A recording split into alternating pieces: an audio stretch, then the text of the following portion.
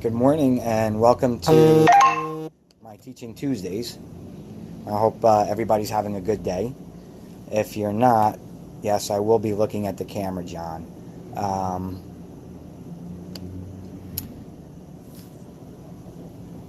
okay, let's get started. I just had to set everything up. I thought this Mevo was a lot easier. Anyway, a couple questions were proposed to me over the last week in reference to fabrics, armholes, button placement, and so on and so forth. Today, I actually want to talk about the armhole, and because it becomes another fitting issue. And again, when you look at a ready-made suit versus a custom suit or a bespoke suit, there's differences, right? And there's always a difference in the pattern. So some people complain that, oh, I feel too tight here or it feels too loose. That's all the construction of your armhole. So our patterns are Italian patterns with blue pencil, and what we do is we focus on a higher armhole.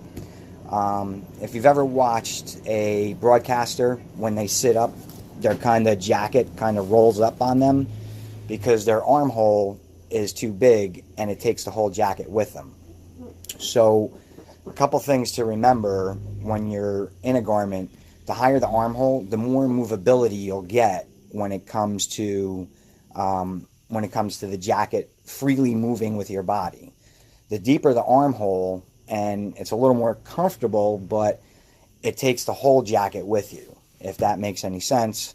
It's like having bat wings under your arm. So one of the things that we truly focus on when we're making our garments is to focus on a higher armhole, so you get that movability and you're not taking the whole jacket with you when you're moving.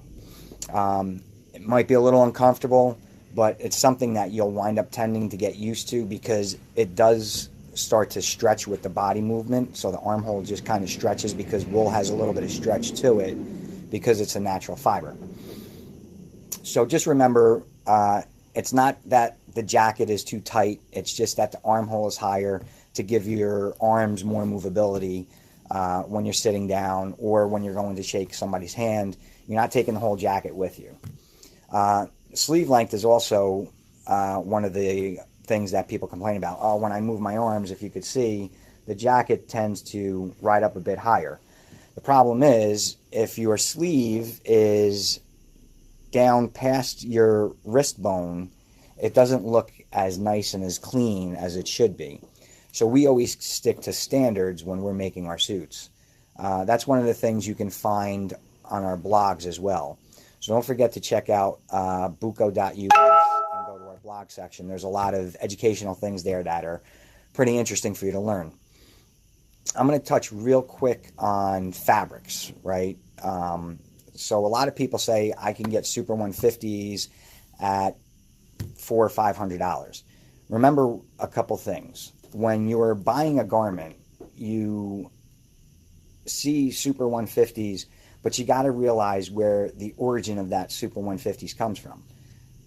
Italians, of course, we make it the best. They say we have the best hand, right?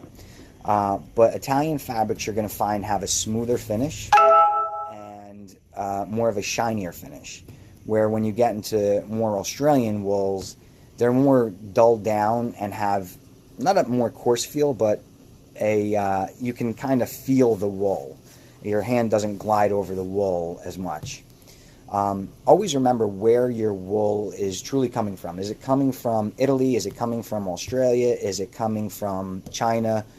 A lot of people are trying to duplicate wools. They're coming close, but it's really like a fine wine when you look at it.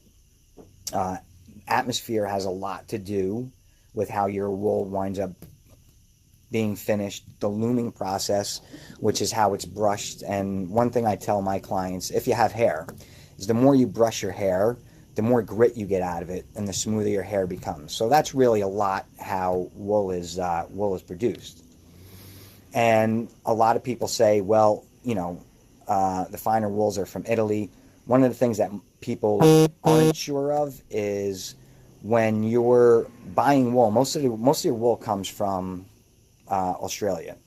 And all these Italians, Chinese, Japanese, Indians, whatever, they'll go and they'll actually bid on the wool. And then they take it back. Now they have to use their water, their atmospheric area, and loom that wool. So a lot goes into play, and a lot of people say, well, why are Super 50s more expensive? It's all in the process. It's all how they handle the wool, and there's so many variations of wool. But we could go on for hours about that. Also on my blog, you'll see an article about Super 150s. And just on a quick note before we end, because we don't like to make these very long segments, it's not Super 150s is the stitch count. It's the thickness, the micron of the thickness of the wool. So, I mean, sometimes you can pull a piece of wool and literally not even see it. That's how thin it gets. So the higher the number, excuse me, the higher the number, the more, the thinner the fabric. And I tell my clients to try and avoid going over Super 150s because the finer the fabric, the easier it's going to break. So if you have any questions, I just want to see if there's any questions here that I can answer real quick. Yes, my glasses are on. Do you have linen in the shop? We carry linen, but only in custom, John. Thanks for the question. Anybody else have a quick question before we call it a day here? Well, if not, always remember to submit your questions. Just private message me. I like doing these because it kind of educates people and really helps their buying, especially if you're into suits, sport coats, or anything like that. So don't forget to check out www.buco.us. We look forward to hearing from you. I hope you guys are enjoying these videos. Again, any questions you might have, please private message us, and we will get to them as quickly as possible. Thank you so much, and hope you guys all have a blessed week and enjoy. Hopefully we get some more time. Enjoy. God bless.